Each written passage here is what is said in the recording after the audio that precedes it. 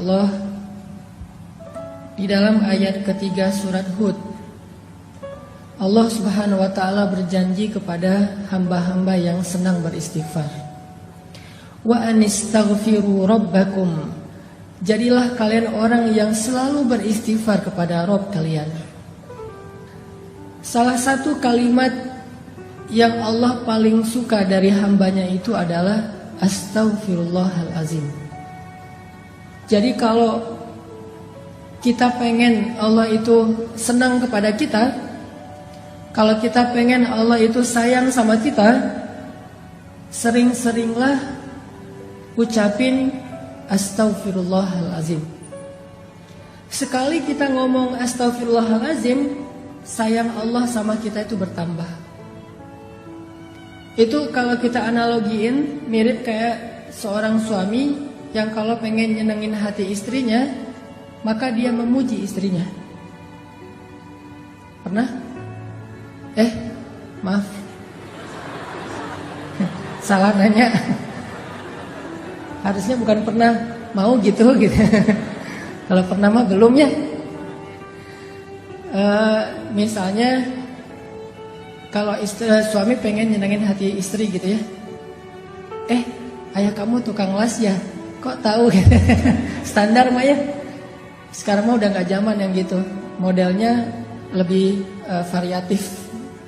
Harus improve. Misalnya lagi kayak jalan gitu, lagi jalan sama pasangan, terus kesasar karena tadi pakai GPS ternyata lost sinyal gitu kan. Jadi kesasar aja, salah belok. Udah kesasar, istri ngomong, kayaknya kita salah jalan deh, perasaan jalannya gak lewat sini loh. Terus suaminya bilang, iya ya, kenapa ya kalau jalan sama kamu aku suka kesasar aja. Terus pasti dia bilangnya, kok salah aku sih? Emangnya gara-gara aku kesasar? Bukan, soalnya kalau jalan sama kamu aku pengennya ke hati kamu sih. Kan gimana pun juga, walaupun itu mungkin gombal lah ya, gak mungkin juga jalan ke hati. Maksudnya hanya kiasan.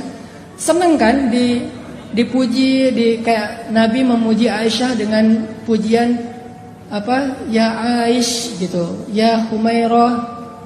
Terus Nabi suka godain Aisyah gitu kan, nyenengin hati tuh. Kita juga sama teman kita kalau misalnya dia menghargai kita, mengapresiat kebaikan kita, pasti dia muji kita dan bikin kita makin semangat kan. Nah, analoginya kurang lebih kayak gitu. Kalau teman-teman pengen sayang Allah itu bertambah, kalau teman-teman pengen Allah itu makin perhatian sama kita, sering-seringlah ngucapin astaghfirullahalazim. Allah tuh sayang banget sama hamba yang beristighfar. Kalau seorang hamba beristighfar, Allah itu gak ngelihat dosa yang masa lalunya, Allah ngelihat istighfarnya. Coba. Dan istighfar kita itu kalau benar-benar tulus dari hati, satu kali doang kita ngucapin istighfar, itu cukup untuk menghapus semua dosa kita yang memenuhi langit dan bumi loh. Jadi kalau orang sering-sering beristighfar itu bukan karena istighfarnya kurang untuk bisa menggugurkan dosa, enggak kurang. Istighfar sekali, dosanya memenuhi langit dan bumi, itu dosa habis, nol, zong langsung tuh. Terus ngapain kita harus sering-sering istighfar? Seseorang itu memperbanyak istighfar bukan karena satu istighfar itu kurang, tapi karena dosa kita tuh terulang terus, berulang kali. Maka istighfar lagi, dosa lagi, istighfar lagi, dosa lagi kan? Bukan berarti kalau kita istighfar kurang dari 100, berarti dosa kita belum dihapus. Enggak, sekali doang. Kalau itu berasal dari hati, Allah hapus semua dosa-dosa kita. Allah itu enggak ribet, enggak kayak manusia. Coba kalau kita ke teman kita ada kesalahan, minta maaf berapa kali biar dia maafin? Berkali-kali kan? Kita telepon, di reject. Kita japri, enggak di-read sama dia. Kita DM, gak dibaca-baca juga, gak dibalas. Kita request biar bisa masuk ke akun dia, gak diterima karena di lock akunnya. Itu manusia. Apalagi kalau dia udah sebel banget sama kita, langsung di blok tuh. Sampai kita harus pakai nomor baru, pakai ganti akun baru, baru bisa japrian lagi sama dia. Itu manusia. Allah itu nggak pernah ngeblok hambanya kalau selama hamba itu minta maaf kepada Allah. Nggak pernah kita astagfirullahalazim, nggak dirit sama Allah. Nggak ada itu. Kalau kita minta maaf sama teman kita bisa aja nggak dirit kan? Maafin gua ya, gua salah gitu. Udah kesen, terus ada contrengan 2, tapi nggak dirit sama dia. Kalau ke Allah pasti dirit, detik itu juga dirit sama Allah. Langsung jadi warna hijau tuh atau biru. Astagfirullahalazim, sentreng langsung biru. Wah, Allah ngerit nih. Karena Allah itu online-nya 24 jam sehari, nggak pernah offline, nggak pernah lost sinyal, nggak pernah habis baterai. Maaf ya nggak dirit, habis baterai lagi di charge, nggak ada itu. Apa ayat Allah itu online terus? Kulla yawmin huwa fi sya'n, fabi ayyi ala'i rabbikuma tukadziban. Setiap hari Allah online. Kulla yawmin huwa fi sya'n. Kalau kita nggak setiap hari online, atau kita online pun tapi sibuk dengan chat di grup yang lain. Grup ini cuma jadi CCTV doang kan? Kayak misalnya kita punya 3 grup SD, SMP, SMA gitu. Kalau udah nambah lagi nanti grup jomblo yang fisabilillah gitu. Nambah lagi gitu ya. Grup ayah muda misalnya. Terus ada lagi grup galau. Kenapa galau? Udah nikah tapi kayaknya ada kayak masalah gitu dalam pernikahan. Bikin grup juga tuh. Biar saling share pengalaman. Kalau ya kayak gitu ntar gini triknya gitu-gitu deh. Ada-ada aja lah pokoknya grupnya banyak tuh. Coba berapa grup yang kita sanggup aktif di dalamnya? Paling 1-2 doang. Sisanya kita cuma jadi CCTV. Kalau lagi heboh baru kita bacanya nge-scroll. Kadang-kadang nggak dibaca juga. Pas dibuka langsung delete chat gitu. Biar nggak memenuhi memori kita. Udah aja. Nggak dibaca-baca juga tuh. Tapi Allah, kita di grup mana aja, Allah itu ketika kalian berdua, Allah yang ketiga. Kan ayatnya gitu kan? Jadi kita bikin grup berdua nih, Allah ada loh sebagai admin malah. Yang mensortir nih, ada yang bahasa-bahasa nggak bagus nih, nanti bisa diblok sama Allah. Kalau kita bikin grup bertiga, Allah yang keempat. Kita berempat, Allah yang kelima. Wa huwa ma'akum aina ma kuntum. Allah itu bareng dengan kita terus dimanapun kita berada. Dan Allah selalu online. La ta'khudhuhu sinatun wala naum. Kalau bahasa sosmed, dia gak pernah habis baterai, gak pernah lost sinyal. Ntar aja kita chatnya ya, gua charging dulu nih. Enggak. Allah selalu online. Dan walaupun Allah selalu online, yang minta ke Allah tuh banyak banget. Allah fallback dong, macam-macam segala macam tuh banyak banget yang minta ke Allah. Allah gak kewalahan. La ta'khudhuhu sinatu wala naum wala ya'uduhu hifdhuhuma. Gak pernah Allah kewalahan sama sekali. Walaupun kulla yaumin huwa fi sya'n. Jadi kalau kita minta maaf sama teman kita, bisa banget dia gak akan ngerit. Apalagi lagi sebel. Begitu nama kita muncul, gak akan dirit, langsung lewat. Padahal online tuh. Kayak kita misalnya sama kita orang yang udah nikah, misalnya lagi ada masalah sama istrinya, itu kan suka, maafin papa ya, misalnya segala macam. Atau teman kita juga gitu. Dia sih udah ngelihat WA kita, taunya dari mana? Last scene-nya kan ya. Misalnya kita nge-WA dia jam 9.30 pagi. Last scene-nya dia jam 9.35. Berarti kan dia baca kan? Terus last scene-nya lagi jam 10. Last scene-nya lagi jam 11. Last scene-nya lagi jam 12. Sampai malam. Last scene-nya jam 11 malam. WA kita belum juga berwarna biru. Berarti dia tahu, cuman sengaja gak ngerit. Itu manusiawi banget tuh. Tapi Allah gak gitu. Allah gak ada last scene-nya 5 menit setelah kita istighfar, tapi gak ngebaca istighfar kita. Gak ada tuh. Di detik kita kirim istighfar ke Allah, detik itu juga Allah ngerit. Walaupun ngirimnya jauh loh ke langit, tapi kan Allah punya teknologi yang lebih canggih dari makhluk. Kita kirim ke Amerika aja langsung datang, langsung kebaca, apalagi dengan kebesaran Allah. Jadi pas kita bilang astagfirullahalazim, Allah langsung bales. Udah aku maafin, coba. Enak banget kan? Allah tuh baik banget tuh. Kita bilang astagfirullahalazim, detik itu juga Allah balas. Langsung Allah typing gitu kan? Oh, Allah typing Apa typingnya? Udah dimaafin. Terus kita balas lagi, Allah tapi dosa saya banyak banget. Udah lupain aja. Semuanya ya Allah, semuanya kata Allah. Jadi kita jadi kayak senang gitu chat sama Allah semalaman. Allah nadenin semalaman. Yang capek dalam chat dengan Allah itu bukan Allah, kitanya yang capek. Allah gak pernah capek sama kita. Udah ya, udah lama banget nih, udah 2 jam kita ngechat. Banyak hamba-hamba yang lain loh yang pengen. Enggak, Allah mah gak kayak gitu. Kita doang nih yang ngerasa lelah chat sama Allah kan. Coba kita angkat tangan sama Allah. Pernah gak Allah bilang, udahlah angkat tangannya udah kelamaan, udah cukup. Giliran yang lain. Enggak, kita doang yang pegal tangan kita. Kita yang pegal dengan lisan kita. Kita yang ngantuk mata kita. Allah gak pernah pegal, gak pernah capek untuk mendengar chat dari hambanya. Enggak sama sekali. Jadi kalau ke manusia itu agak-agak ribet kalau minta maaf. Tapi kalau sama Allah itu mudah banget. Cuman satu doang yang Allah harapin dari kita. Begitu kita ngesend astaghfirullahalazim, itu jangan cuma kata-kata tapi berasa di hati. Yang Allah nilai itu hati kita tuh. Kalau yang kita ngeklik pas ngesend itu adalah lisan, Allah gak akan read. Mau sampai kiamat juga gak akan di-read sama Allah. Tapi kalau kita ngesendnya pakai hati, di detik itu juga langsung Allah typing. Kalau ngirimnya pakai hati. Dan walaupun kita tidak berteriak, Allah di langit ke-7 ya sami'ud du'a, sangat mendengar setiap ucapan kita. Jadi bagi Allah yang penting istighfar kita walaupun cuma 1 kali dari hati. Apalagi kalau berkali-kali, Allah lebih senang lagi tuh. Sekali doang kalau dari hati udah langsung Allah hapuskan semua dosa. Terus ngapain harus berkali-kali? Itulah bentuk dari penyesalan kita. Kita ngerasa kayaknya dosanya banyak, masa istighfar sekali doang. Walaupun kalau dari angle Allah sekali itu udah cukup.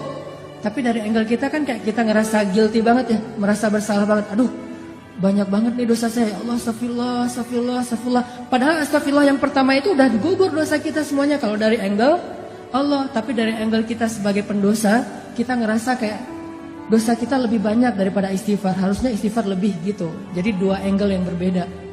Saya pengen ngambil angle-nya Allah nih. Angle-nya Allah, istighfar sekali aja cukup buat Allah. Asal itu sidqan, jujur, berasal dari hati kita.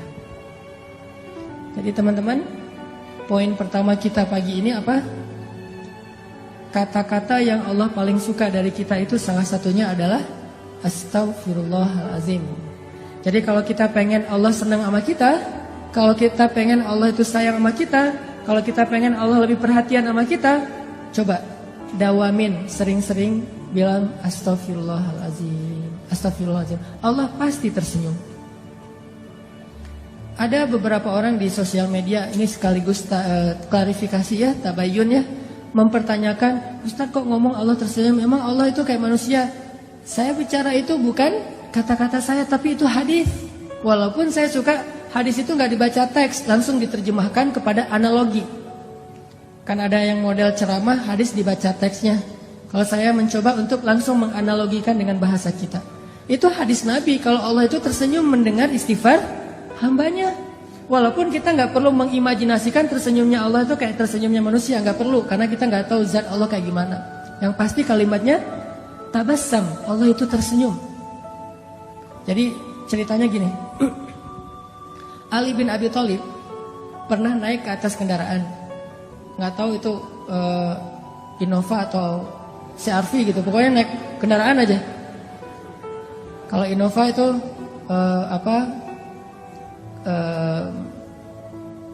kuda, kalau Alphard itu berarti onta merah. Nggak tahu dia naik apa. Kan onta, teman-teman tahu harga onta? Onta merah itu harganya 1 miliar. Jadi orang Arab itu punya 100 onta, itu orang kaya banget tuh. Kayak orang kaya kampung kan nggak punya duit di tabungan ya, punyanya sapi gitu banyak kan, satu lembah itu penuh dengan sapi-sapi dia. Kalau kita juga punya sapi dol, sapi dol.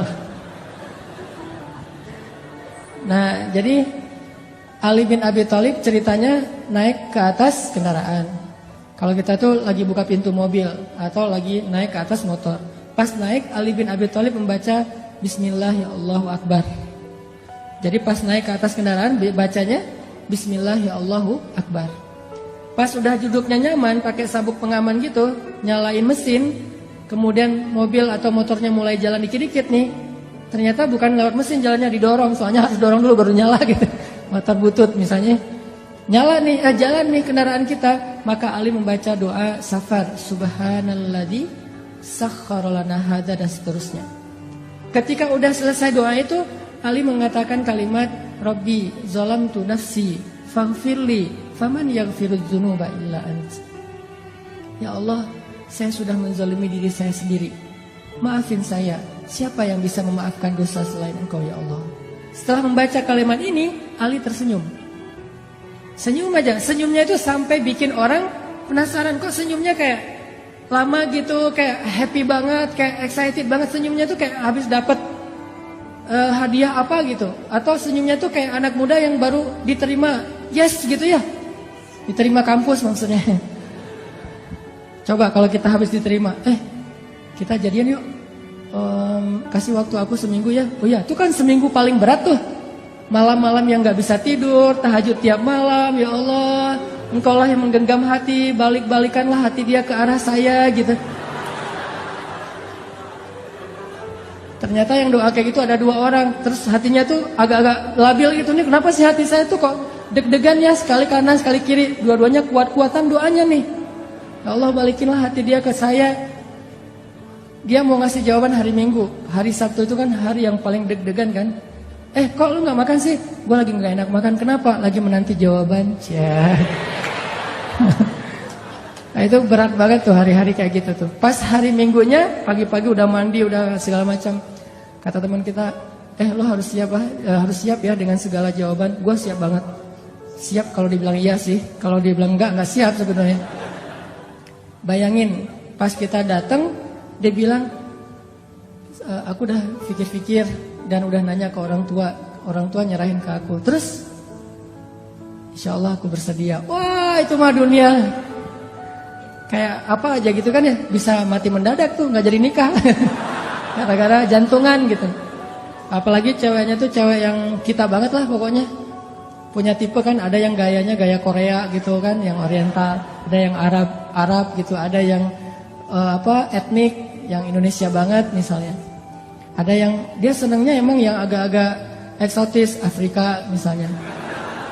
Kayak saya kan sering main di air, akhirnya orang bilang, Ustaz kok makin hitam? Enggak hitam, eksotis.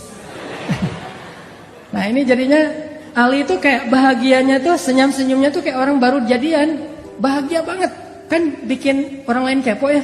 Ali, kata salah satu pengawalnya, kenapa kok senyum-senyum? Dia kepo gitu. Kenapa kok senyum-senyum? Kata Ali, mau dengar gak ceritanya? Apaan?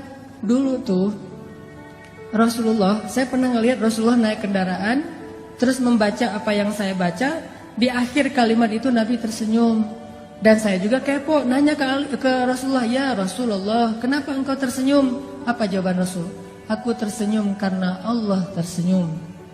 Jadi Allah itu tersenyum mendengar hambanya mengatakan, ya Rabbi, saya banyak dosa, maafin dong dosa saya. Gak ada yang bisa maafin dosa selain Engkau ya Allah. Allah senyum dengan kata-kata itu. Akhirnya Nabi juga tersenyum karena bahagia terhadap senyumnya Allah. Akhirnya Ali juga tersenyum karena melihat Nabi tersenyum. Jadi itu disebut dengan istilah hadis musalsal kalau dalam ilmu hadis. Apa tuh hadis musalsal? Hadis berseri. Hadisnya itu bukan cuman teks, tetapi adegannya diikutin.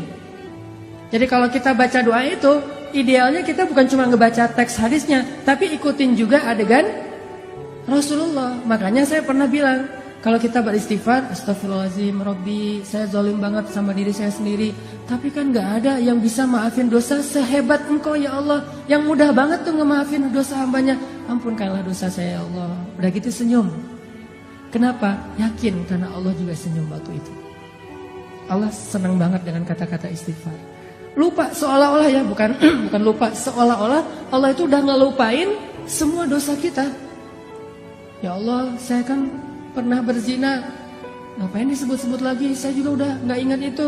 Udah dilupain sama Allah. Bukan lupa tapi sengaja dilupain. Dihapus saja catatannya. Ya Allah, saya pernah minum, saya narkoba, saya riba, saya menzalimi orang lain, saya mengambil hak orang lain, saya durhaka sama orang tua, saya.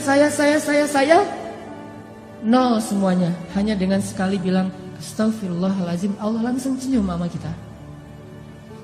Jadi Allah tuh bukan senyum sama hambanya yang setelah sekian tahun beribadah jadi seorang ahli tasawuf banget. Gak hanya itu, bahkan kepada pendosa, hari dia taubat, hari itu juga dia jadi kekasih Allah. Hari dia beristighfar, hari itu juga dia jadi kesayangan Allah Subhanahu wa taala. Makanya poin ini penting banget teman-teman. Kalau pengen Allah sayang dan senang sama kita, senyum-senyum sama kita, bilang astagfirullahaladzim, terus senyum dengan harapan Allah nih lagi senyum sama saya nih. Kalau sidqan minal qalb, benar-benar diucapkan dari hati.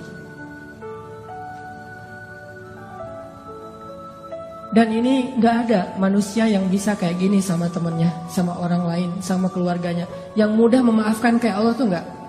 Paling-paling kalau teman kita ngemaafin kita, mungkin kesalahan kita masih wajar. Coba kalau kesalahan kita itu sekian tahun, nyakitin hati dia terus, bayangin. Dari sejak 10 tahun yang lalu, sehari 5 kali kita nyakitin hati dia. Sehari 5 kali dia telepon, kita reject.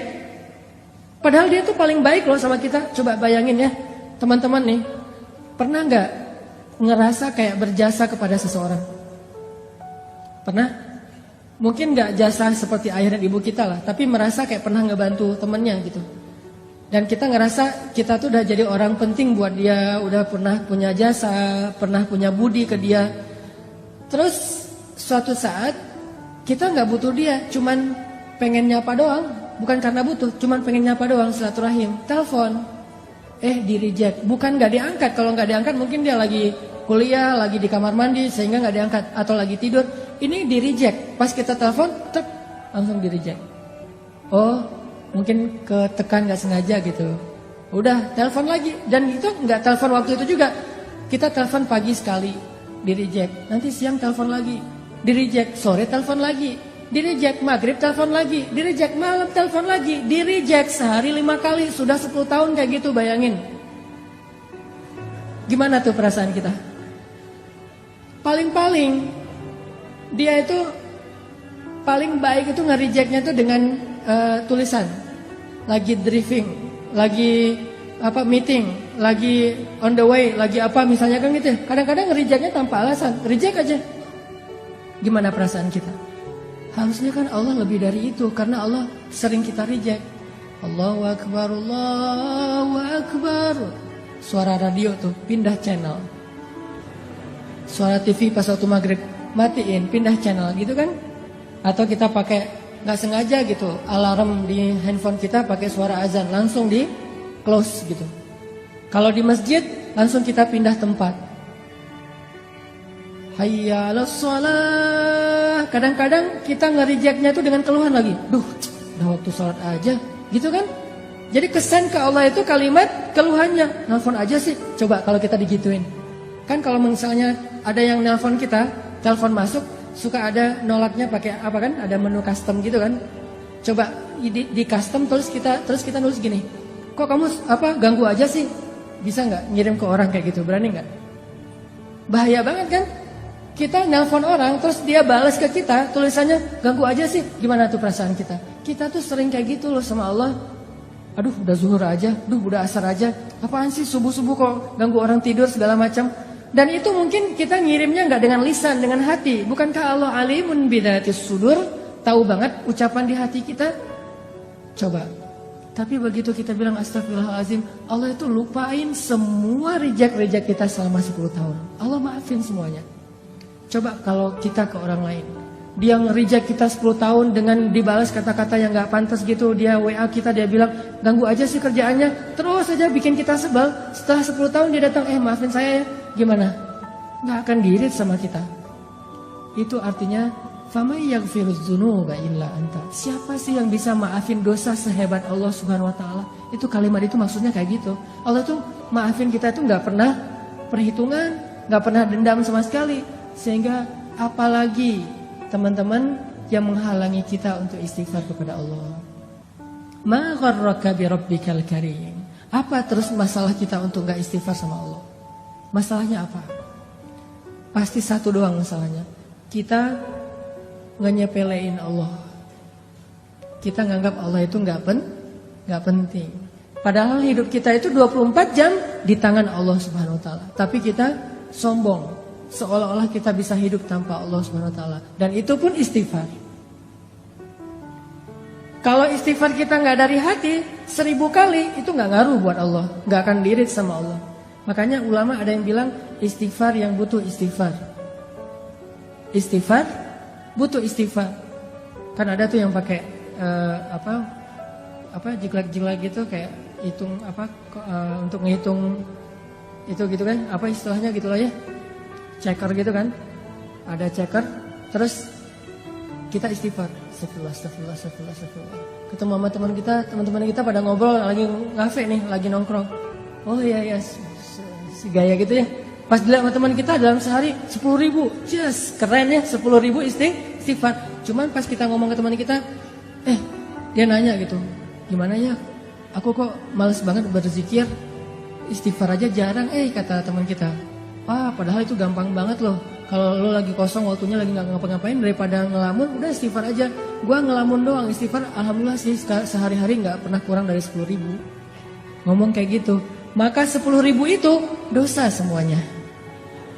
Bukan ampunan, dosa karena riya. Lalu yang ke 10.001, yang ke 10.001-nya istighfar dari hati. Astagfirullahaladzim, ya Allah maafin saya udah jadi riya. Maka yang 10.000 tadi itu jadi pahala semuanya. Coba, satu itu berpengaruh. Bisa jadi dosa, bisa jadi pahala. Yang mana dari hati, yang mana cuma di lisan. Kayak ada orang yang rajin tahajud gitu ya. Tahajudnya itu udah dawam banget lah, udah 10 tahun dan 15 tahun tahajud terus. Ketemu sama temennya, kasih dong tips gimana biar bisa tahajud. Gua nih udah lama banget nggak tahajud, nggak tahu ngerasain tahajud tuh kayak gimana. Dia bilang, tahajud mah gampang. Kalau misalnya mau tuh saya mah tahajud nggak perlu pakai jam waker, udah nggak perlu pakai di handphone. Nanti dibangunin jam 3 lewat 5, jam 3 lewat 10, jam 3 bangunnya jam 13 gitu ya, habis zuhur. Udah nggak perlu kayak gitu. Oh gitu. Terus bangunnya gimana? Ya bangun aja, kebangun. Pokoknya asal jam 3 malam saya pasti kebangun. Oh gitu. Udah berapa lama? Enggak sih, baru sekitar 15 tahun lah. Gitu ya. Berarti 15 tahun kita tahajud 0. Kalau kita riak dari hatinya sombong. Tapi kalau hanya sekedar syiar nyemangatin, Allah lebih tahu isi hati kita. Innamal a'malu binniyat. Terus nggak usah ngejudge hati orang lain lah. Sombong lo, riak lo, enggak. Kita doang yang tahu. Setelah Allah Subhanahu wa taala pastinya. Makanya istighfar dari hati. Sekali aja udah luar biasa. Gimana kalau 100 kali kayak Nabi? Astagfirullahalazim. Ya Allah maafin saya. Itu satu ya poinnya. Allah tuh senang banget dengan istighfar. Kalau dalam bahasa hadis, senangnya Allah kepada taubat dan istighfar hamba itu kayak melebihi senangnya seorang hamba yang dia kehilangan bekal dan kendaraannya di tengah padang pasir. Jadi ada seorang laki-laki gitu, analogi dari Nabi nih. Nabi bikin kayak semacam ilustrasi gitu. Ada seorang laki-laki lagi musafir di tengah padang pasir, terus dia kehilangan ontanya, dia kehilangan bekal-bekalnya, kehilangan minumnya, airnya, semuanya tinggal sebatang kara di tengah padang pasir. Nyari-nyari onta dan bekalnya itu nggak nemu. Sampai akhirnya dia berputus asa. Ini saya bakalan celaka nih kali ini nih. Apes banget sih. Kehilangan onta, bekal, air segala macam di tengah padang pasir, kayak di tengah samudra kan. Kalau di tengah laut kan juga kita nggak bisa minum, sama persis kayak di tengah padang pasir. Panas, nggak ada air. Wah ini pasti cuma bertahan 2 hari. Besok saya mau mati nih kalau kayak gini. Di hari ketiga, detik-detik dia udah berat banget, udah dehidrasi banget. Tiba-tiba dia dalam keadaan antara sadar dan tidak, muncul onta di sebelahnya. Onta yang tadi hilang tiba-tiba datang nih di sebelah dia. Dia udah hampir putus asa, udah 3 hari nyari ontanya tuh. Tiba-tiba muncul dengan bekalnya, dengan air yang masih tempat air yang masih terisi. Kemudian dia tiba-tiba langsung bangkit, megang ini halusinasi atau benar, ternyata benar ontanya. Dia ambil air itu, saking bahagianya dia bilang, ya Allah segala puji bagimu, engkaulah hambaku dan akulah Tuhanmu.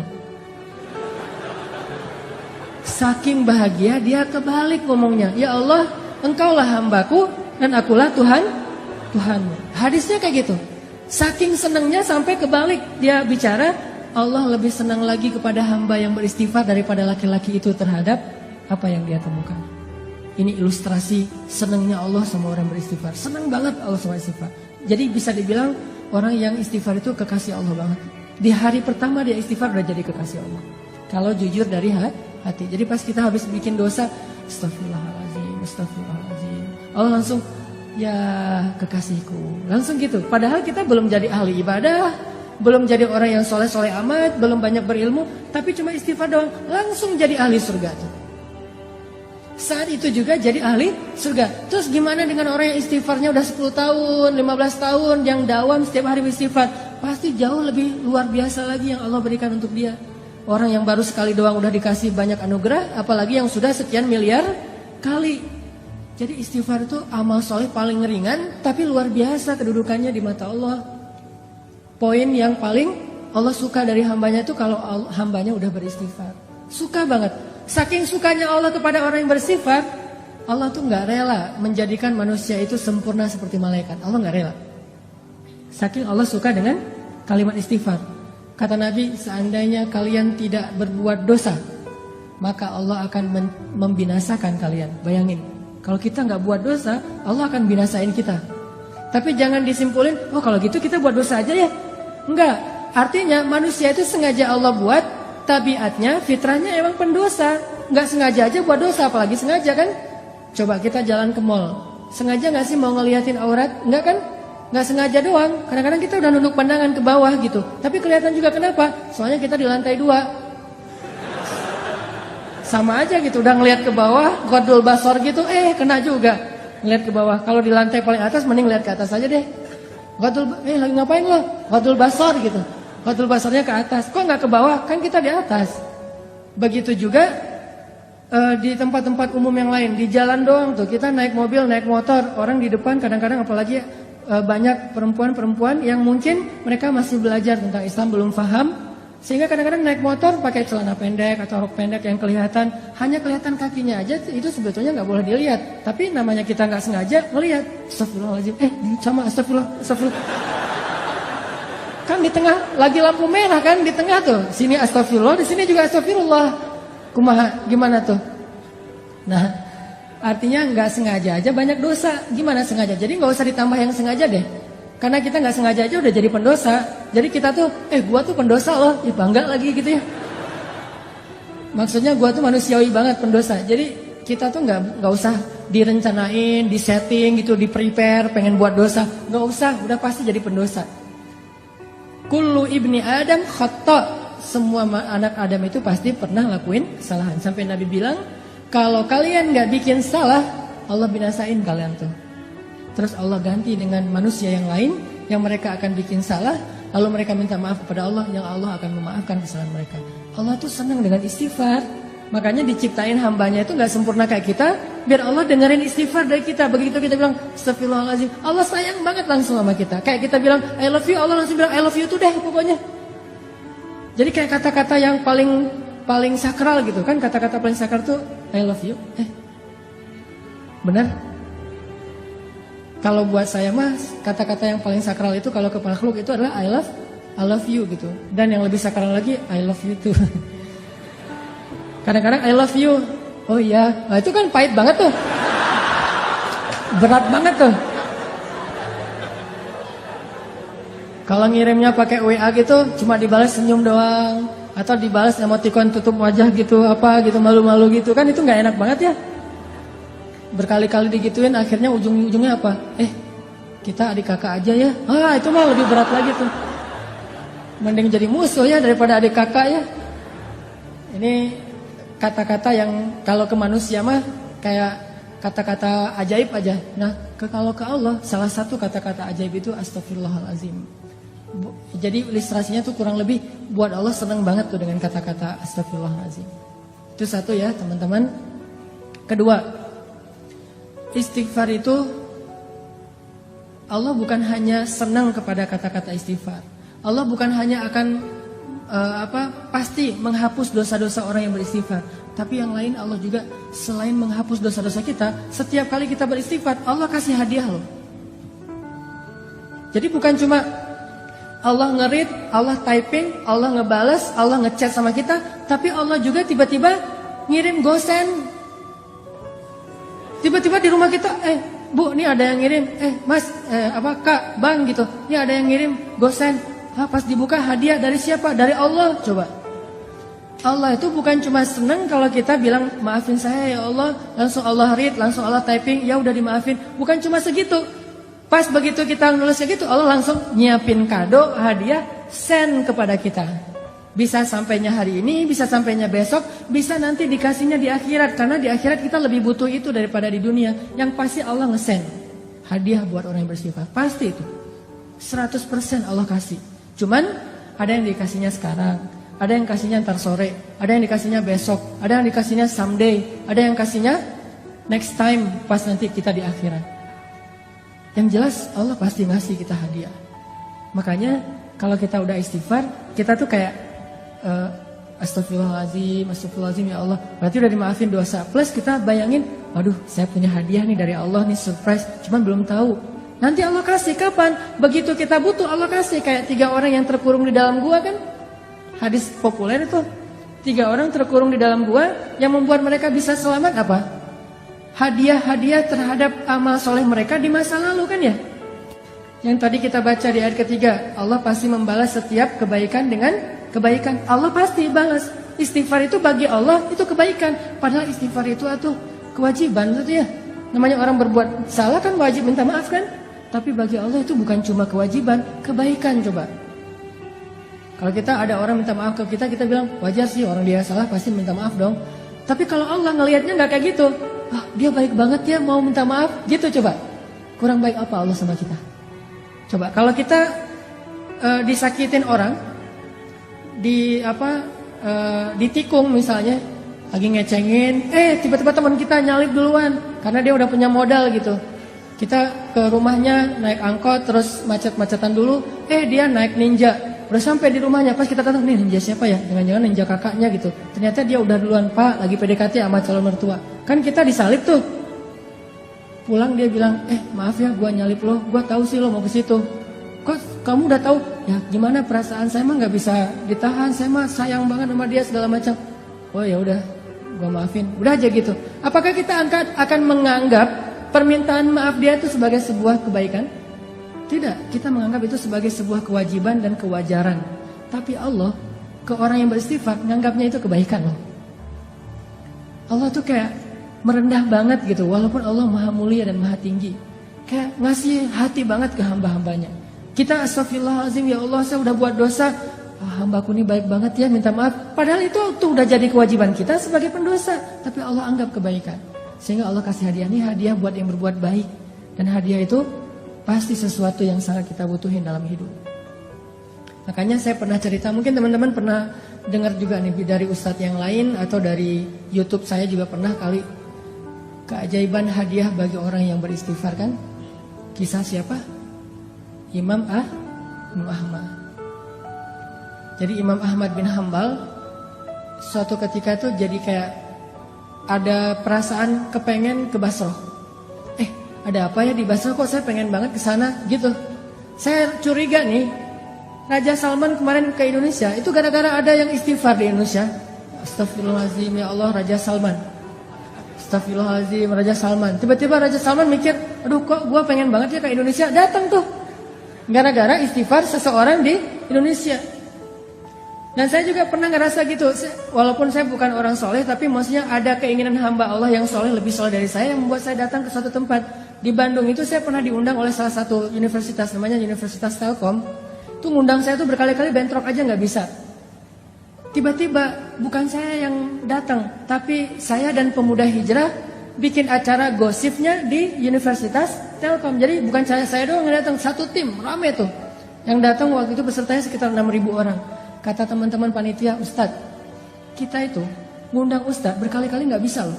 Dan terakhir sejak Ustadz mulai banyak yang undang-undang, itu WA saya tuh nggak pernah dibaca loh Ustadz.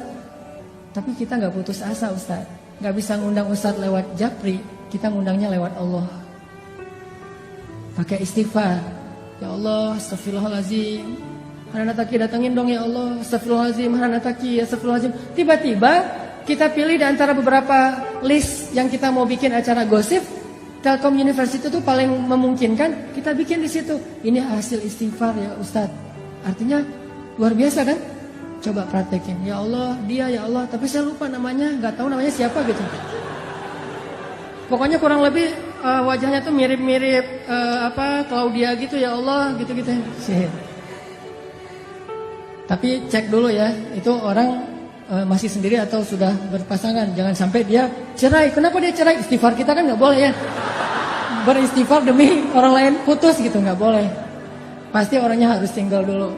Ya astagfirullahaladzim, astagfirullahaladzim. Pas kita ada hajat, ya Allah beri saya jodoh yang soleha, yang hafizah, yang konita, yang apa segala macam. Pas ketemu benar, Neng, Kak namanya siapa? Soleha, konita, hafizah gitu. Sesuai dengan permintaannya. Walaupun dia baru belajar tahsin 1 gitu. Tapi namanya Soleha, konita, hafizah. SQF. Soleha, konita, hafizah. SQH. Nah gitu deh pokoknya. Jadi Imam Ahmad, by the way teman-teman, Imam Ahmad itu ulama dengan hafalan hadis yang terbanyak loh. Tahu berapa hafalan hadis Imam Ahmad? Kalau kita kan hafal hadis itu 1 ya, dari dulu sampai sekarang. Innamal a'malu ini ya. Kalau Imam Ahmad 1 juga, 1 juta. Hafalan hadisnya 1 juta. Imam Syafi'i aja gurunya Imam Ahmad itu respect banget, takjub sama Imam Ahmad. Imam Syafi'i tahu sendiri kan, yang hafalannya itu gimana? Kalau baca buku, beliau takut hafal. Baca buku takut hafal. Jadi kalau dia baca buku 2 halaman gitu, 1 halaman ditutup. Aduh, saya takut nih kehafal. Ditutup dulu biar nggak kehafal coba. Kita tuh aduh, gimana ya cara hafal? Imam Syafi'i, aduh khawatir kehafal nggak sengaja. Nggak sengaja kehafal. Kita mungkin satu-satunya yang kita hafal nomor telepon, cuma nomor telepon si dia. Kadang nomor telepon sendiri juga nggak hafal loh. Ustaz nomor teleponnya berapa? Ntar ya, cari dulu. Tapi kalau nomor istri saya aja saya hafal banget tuh. Imam Ahmad hafalannya 1 juta hadis. 1 juta hadis, dan itu bukan cuma teks dengan sanad-sanadnya dari ini 1 juta. Saking luar biasanya kesolehan Imam Ahmad. Kan jadi selebgram banget tuh di masa beliau tuh ya. Followersnya udah jutaan lah pokoknya Imam Ahmad mah. Di mana-mana pengen Imam Ahmad, ngejapri, tapi kan namanya orang udah sibuk kayak Imam Ahmad kan nggak bisa ngebales. Akhirnya ngejapri langit. Tiba-tiba Imam Ahmad saya pengen banget ke Basrah. Ada apa ya di Basrah? Padahal saya nggak kenal orang loh di Basrah. Tapi pengen. Setelah berapa hari kepengen, akhirnya azam, udahlah saya berangkat aja. Siapa tahu ada sesuatu yang saya dapat kebaikan di sana. Berangkat ke Basrah.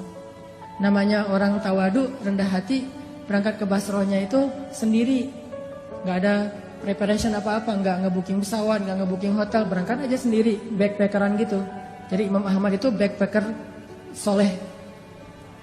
Dari Madinah ke Basrah backpackeran, jalan ke Basrah. Sampai di Basrah karena nggak ada tempat menginap, beliau nginap di masjid terbesar di kota Basrah. Di dalam masjid lagi tidur, diusir sama marbot. Bang, ngapain tidur di sini? Pak, saya musafir dari Madinah, nggak ada tempat tinggal. Ya ini bukan hotel ini. Udah mirip Medan belum sih? Bah gitu ya. Ini bukan hotel ini. Mbah, kenapa tidur di sini? Udah keluar gitu. Diusir aja. Ini Medan, Bung, gitu ya. Keluar ya, akhirnya dia. Ini orang Imam Ahmadnya orang Sunda lagi kaget langsung kan ketemu orang Medan gitu. Akhirnya keluar di teras. Di teras datang lagi tuh marbot. Marbotnya emang agak-agak kayaknya belum dapat gajian tanggal tua. Agak-agak nyebelin gitu. Kok masih tidur di sini? Katanya tadi nggak boleh di dalam. Akhirnya saya tidur di luar. Ya ini masih juga masjid. Udah keluar. Diusir aja. Sampai keluar, didorong-dorong gitu. Bayangin ulama besar, orang soleh, kekasih Allah didorong-dorong. Tapi emang kayak gitu takdir Allah. Supaya jadi caper sama penjual roti. Penjual roti lagi tutup toko ngeliat ada orang didorong-dorong, dipanggil. Wahai kisanak gitu ya. Kalau radio dulu teh. Pak, Tuan, kenapa ada apa sini gitu. Tuan butuh apa? Saya musafir, pengen tempat istirahat tapi diusir di masjid. Oh ya udah, diistirahat aja di rumah saya kecil tapi lumayanlah untuk istirahat malam ini. Ya jazakallah khair wa iyyakum, udah tinggal di situ. Subuh-subuh, menjelang subuh pas waktunya tahajud, Imam Ahmad bangun melihat si penjual roti lagi bikin roti, kan habis subuh dia jualan. Jadi bikinnya sebelum subuh, lagi bikin roti ngaduk-ngaduk gitu. Setiap dia ngaduk dia bilang astagfirullahalazim, astagfirullahalazim, astagfirullahalazim gitu. Bayangin. Dawamkan satu perbuatan yang dibarengi dengan istighfar. Lagi nyalain motor, astagfirullah, astagfirullah gitu. Bisa, lagi ngaduk juga bisa, lagi ngapain juga bisa. Selama itu satu perbuatan yang mubah. Mubah itu boleh-boleh aja. Jangan sambil berbuat dosa istighfar gitu. Atau istighfar tapi asik. Gimana istighfar tapi asik? Istighfar sambil main PlayStation. Wah, astagfirullahaladzim gitu. Nah, itu mah gak boleh ya. Itu namanya mencampur adukan antara hak dan wala talbisul haqqal bil batil. Janganlah kalian mencampur adukan hak dan batil. Astagfirullahaladzim, astagfirullahaladzim. Daripada ngelamun, daripada bengong gitu, mending daripada bersiul, ya udah astagfirullah aja. Walaupun mungkin bersiul boleh-boleh aja, tapi yang nggak dapat pahala, walaupun nggak dosa juga gitu. Astagfirullah. Imam Ahmad perhatiin, ini saya lihat udah 10 menit istighfar melulu. Didatengin sama Imam Ahmad. Tadi kepo juga. Mas, Bang, kan di Medan ya, Bang. A gitu. Oh, orang Bandung ya. Bang, saya lihat abang istighfar terus setiap ngaduk ini. Ya kenapa? Enggak, saya penasaran aja udah berapa lama kayak gitu. Alhamdulillah udah sekitar 10 tahun saya kayak gini. Saya selalu kalau ngaduk roti itu istighfar biar ada kebaikan setiap adukan roti. Siapa tahu rasa rotinya lebih gurih kalau bahasa kita. Oh udah 10 tahun, Alhamdulillah. Terus boleh tahu nggak hasil dari dawamnya istighfar 10 tahun itu apa? Abang udah dapat apa nih dari istighfar? Alhamdulillah sejak saya istighfar kayak gini, Allah selalu ngasih apa yang saya minta. Gak pernah saya berdoa yang Allah tolak, semuanya dikabulin sama Allah. Kecuali satu yang belum dikabulkan. Apaan? Saya tuh pernah berdoa, ya Allah saya pengen banget selfie sama Imam Ahmad. Pengen banget tuh. Gak apa-apa Allah sekali aja, yang penting bisa ketemu sama Imam Ahmad. Pengen jabatan tangan, pengen tahu wajah orang yang hafal hadis sejuta hadis itu kayak gimana.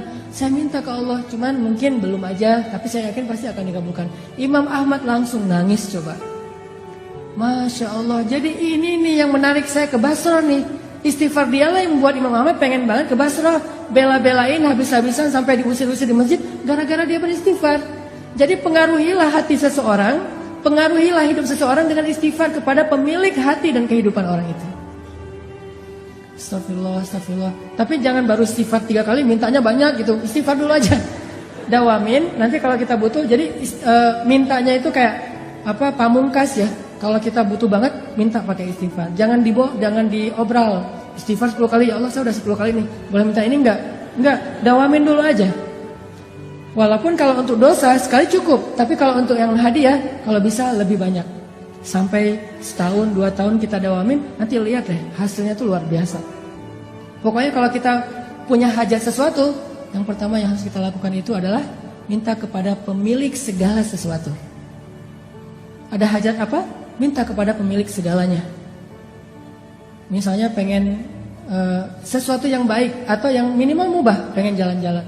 Istighfar aja, astagfirullahaladzim, astagfirullahaladzim. Nanti begitu kita minta ke Allah, ya Allah saya pengen haji banget nih. Istighfar kita udah 10 tahun, langsung Allah kasih kejutan yang kita gak pernah menduga-duga loh. Jadi gampang banget, tinggal minta aja sama Allah. Yang harus kita prepare dari sekarang itu adalah bikin diri kita itu orang yang sangat diperhatikan sama Allah. Kalau kita udah jadi kayak ring satunya Allah, masuk grupnya itu yang Allah juga memprioritaskan banget. Grup itu, siapa grupnya? Grup orang yang rajin istighfar. Masuk ke grup itu, dan Allah yang mengadminin grup itu. Kita nggak tahu apakah kita udah masuk atau belum, tapi berusaha aja. Siapa tahu setelah sekian tahun kita istighfar, akhirnya Allah mengundang kita, menginvite kita masuk ke grupnya orang-orang yang rajin beristighfar. Kalau udah masuk ke grup itu, setiap kali Allah ngeposting, ngebroadcast kebaikan-kebaikan, ini ada diskon apa gitu, kita langsung dapat nih. Makanya pantaskan dulu diri kita. Dawamin. Akhirnya Imam Ahmad bilang, sayalah Ahmad bin Hambal. Oh benar ini Ahmad bin Hambal? Ya nggak salah, nggak salah. Masya Allah, udah pelukan. Ini keajaiban dari istighfar. Coba, butuh apa dalam hidup? Pasti kita punya banyak kebutuhan. Sampai kita minta garam aja kata Nabi, minta dulu ke Allah baru cari di warung. Jadi sebelum kita ke warung nyari garam, ya Allah garam, ya Allah, cari uang receh beli di warung. Terus apa gunanya minta ke Allah? Banyak gunanya. Siapa yang bilang kita akan sampai di warung? Siapa yang bilang garam itu akan sampai ke rumah kita? Siapa yang bilang garam itu menjadi kebaikan buat kita? Siapa yang bilang bahwa kita akan hidup sampai masakan kita itu selesai dan kita bisa memakannya? Istighfar, minta ke Allah sebelum kepada yang lain. Astagfirullah, minta ke Allah, astagfirullah. Pengen apa aja istighfar. Sampai dulu di zaman Imam Hasan Al-Basri, tabi'in, ada 3 laki-laki yang datang nemuin Imam Hasan Al-Basri. Ya Imam Hasan, saya itu gak punya anak, udah lama menikah tapi belum dikarunia anak. Kata Imam Hasan Al-Basri, banyak-banyak istighfar ya bu. Oh ya, siap-siap, pulang. Datang lagi orang kedua, gak punya kerjaan, miskin. Ya Imam Hasan, saya tuh miskin, fakir, susah banget untuk dapatin rezeki. Gimana tuh? Kata Imam Hasan, banyak-banyak istighfar ya bu. Oh ya, pulang. Datang lagi yang ketiga, Imam Ahmad, saya itu sakit udah sekian tahun dan belum sembuh-sembuh, apa yang harus saya lakukan? Banyak-banyak istighfar ya pulang. Muridnya Imam Ahmad nanya, heran, soalnya jawabannya template gitu kan, bukan jawaban yang langsung ditulis ada masalah apa, enggak, template. Jadi ini jawaban untuk segala pertanyaan. Imam Hasan Al-Basri itu udah bikin template banyak istighfar, udah aja siapapun yang curhat ke beliau send template yang sama, kayak admin banget kan. Akhirnya muridnya Hasan Al-Basri nanya, ya Syekh, kenapa harus kayak gitu? Semua jawabannya sama, padahal pertanyaannya beda-beda. Kata Imam Hasan, tidakkah kamu membaca Al-Quran di surat Nuh?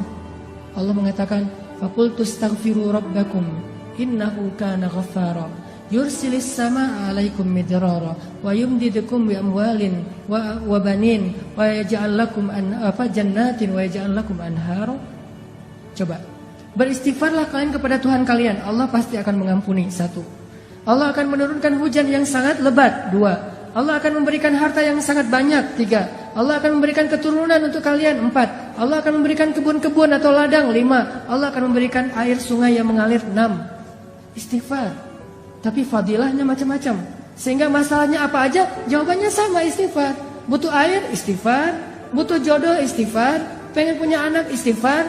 Kerjanya susah, istighfar. Apapun masalah kita, istighfar. Dan itu means-nya apa? Artinya apa? Artinya yang menghalangi kebaikan dalam hidup kita itu cuma 1, dosa. Yang buat hidup kita itu susah dalam hidup itu cuma dosa. Makanya kalau pengen hidupnya jadi mudah, hilangkan dulu dosa. Dan cara menghilangkan dosa itu hanya dengan istighfar. Kita mau memperbaiki masa lalu, gak mungkin. Kita hanya bisa menyesali masa lalu dan minta maaf kepada Allah dan memperbaiki masa depan. Allah akan mudahkan. Jadi yang kedua poinnya teman-teman, kita ada hajat apa? Istighfar. Kalau belum terkabul, berarti emang istighfar kita itu belum masuk grup, masih japrian, belum broadcast. Pantaskan diri kita supaya Allah invite ke dalam grup orang yang rajin istighfar, sehingga nanti Allah kasih kita hadiah voucher, kupon istimewa yang hanya dikasih kepada orang-orang yang Allah cintai. Itu yang kedua. Hari ini mungkin 3 aja keajaiban dari istighfar. Yang ketiga, teman-teman yang dirahmati Allah, istighfar itu bagi Allah dan bagi Rasulullah SAW itu bukan hanya kebaikan untuk di dunia, tapi istighfar itu mengubah status kita di akhirat. Coba teman-teman renungkan kisah seorang laki-laki yang membunuh 100 orang tuh. Yang ke-100-nya kiai lagi, yang ke-100-nya ustadz, dibunuh sama dia. Tapi setelah itu dia nyesel, dia bilang astagfirullahaladzim ya Allah. Langsung berubah status dari tadi ahli neraka menjadi ahli surga. Dia udah sholat, belum baik sholatnya, belum baik ibadahnya, tapi kok udah jadi ahli surga. Karena orang yang beristighfar, Allah bukan hanya akan mengampuni dosanya, bukan hanya akan mudahin hidup dia di dunia, tapi Allah juga bakalan ngasih banyak janji-janji kebaikan di akhirat. Jadi istighfar itu bisa dibilang kayak investasi masa jangka panjang, yang someday nanti kita akan melihat, oh ini ya hasil dari istighfar saya di dunia. Banyak-banyak aja istighfar, gak ada yang rugi. Demi Allah, tidak ada ruginya beristighfar jika didasari dengan hati yang ikhlas. Demi Allah, nggak ada ruginya berzikir jika didasari dengan hati yang ikhlas. Demi Allah, nggak ada hamba yang datang kepada Allah pulang dalam keadaan kecewa. Itu nggak ada. Dari zaman Nabi Adam sampai akhir zaman, nggak ada yang datang kepada Allah pulang dalam keadaan kecewa. Itu nggak ada. Kalau kita datang ke rumah dia pulang kecewa, itu biasa. Pasti sering. Kita nelpon kecewa, kita japri kecewa, kita caper-caperan kecewa, itu biasa. Dengan makhluk kecewa itu biasa banget. Tapi dengan Allah, kalau kita kecewa bukan karena Allah, karena dosa kita sendiri, menzolimi diri sendiri. Makanya teman-teman yang dirahmati Allah, yuk kita dawamin istighfar. Mulai sekarang kita bikin target deh. Kalau ustadz-ustadz yang lain pernah menjelaskan tentang keajaiban. Sebetulnya dalam Islam itu ada 3 amalan ya. Itu hasilnya itu ajaib banget. 1 sedekah, 2 tahajud, 3 istighfar. Kalau sedekah mungkin teman-teman sering dengar dari Ustadz Yusuf Mansur. Tahajud juga Ustadz Arifin Ilham. 1 dari 3 itu adalah istighfar. 3 amalan ini nih, itu ajaibnya itu pokoknya menurut saya itu unik aja. Kayak ngasihnya itu cash gitu. Gak nyicil, cash langsung di dunia langsung dikasih. 3 tuh, sedekah, tahajud, istighfar. Karena saya hari ini dikasih tema tentang istighfar, kita coba azam mulai sekarang saya pengen banyak-banyak istighfar. Nanti suatu saat kalau butuh apa-apa, kita udah punya modal nih, istighfar sekian tahun, sehingga Allah mudahin urusan kita dari sekarang. Karena makin lama kita mulai, makin lama kita mengambil hasilnya. Ibarat makin lama kita bercocok tanam, makin menunda-nunda waktu, makin lama panennya. Dari sekarang aja nih kita mulai nanam bibit-bibit istighfar. Nanti mudah-mudahan setelah 6 bulan Allah akan menunjukkan hasil dalam kehidupan kita. 6 bulan lagi pengen apa? Setahun lagi pengen apa? 2 tahun lagi pengen apa? Dan kepengen kita kadang-kadang berubah-ubah, tergantung kebutuhan. Pokoknya kita pasti punya hajat suatu saat nanti. Mulai sekarang kita bikin investasinya dengan istighfar. Suatu saat ketika kita berdoa kepada Allah, Allah akan menganggap ini doa hambaku yang rajin beristighfar. Kayak cerita-cerita tadi. Itu aja yang bisa saya sampaikan. Dan insya Allah nanti di akhir sesi kita akan ada sesi penggalangan dana untuk saudara-saudara kita. Kalau nggak salah panitia di Palestina. Itu Palestina atau Syam? Oh, Somalia, Masya Allah. Untuk saudara-saudara kita di Afrika, di Somalia yang berada dalam kondisi kelaparan. Dan kita tahulah, pasti kalau googling banyak banget tuh bahan tentang gimana kondisi di Somalia. Yang anak bayi itu sampai minum air dari genangan yang ada di tanah. Saking kurangnya air, kurangnya makanan. Jadi kita coba belajar untuk buka puasanya barengan dengan saudara kita di Somalia.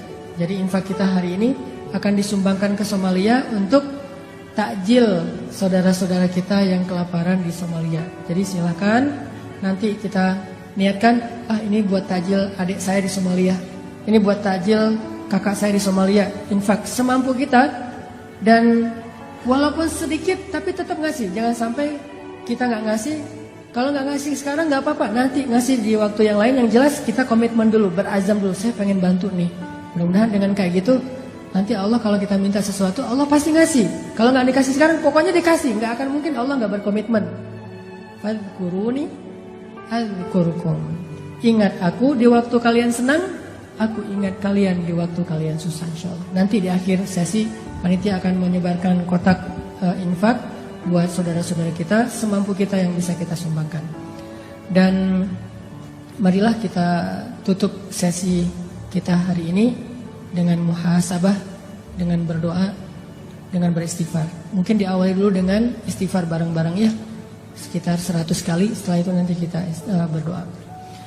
Astaghfirullahalazim, astaghfirullahalazim, astaghfirullahalazim, astaghfirullahalazim, astaghfirullahalazim. Mari bersama-sama. Astaghfirullahalazim, astaghfirullahalazim,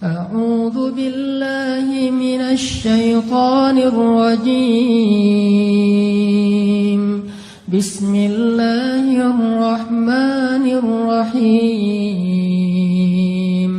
الحمد لله رب العالمين. الرحمن الرحيم.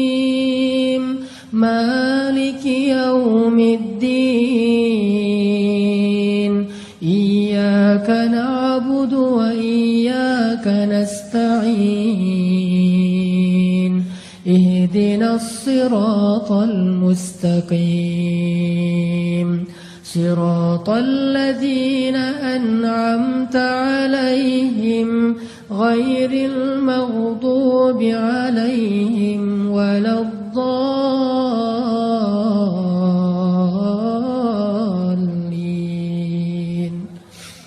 الحمد لله حمدا كثيرا طيبا مباركا فيه. الحمد لله على نعمة الإيمان. الحمد لله على نعمة الإسلام.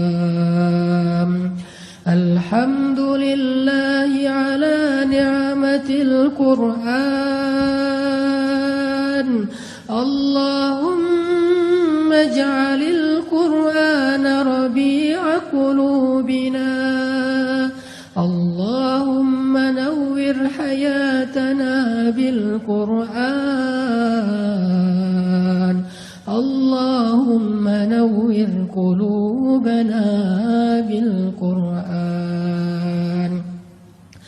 اللهم ارزقنا تلاوته آناء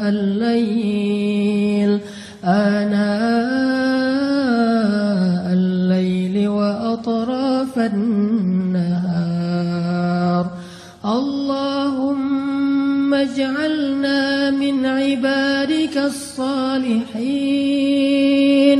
اللهم اجعلنا لك ذكارين. اللهم اجعلنا لك شكارين.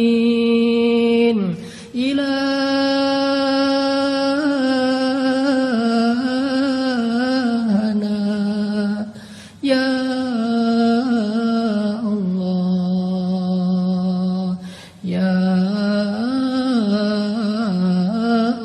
الله. اللهم إليك أسلمنا وبك آمنا وعليك توكلنا وإليك أنبنا وبك خاصمنا. ظلمنا أنفسنا يا الله. ظلمنا أنفسنا يا الله. ظلمنا أنفسنا يا الله. وإن لم تغفر لنا وترحمنا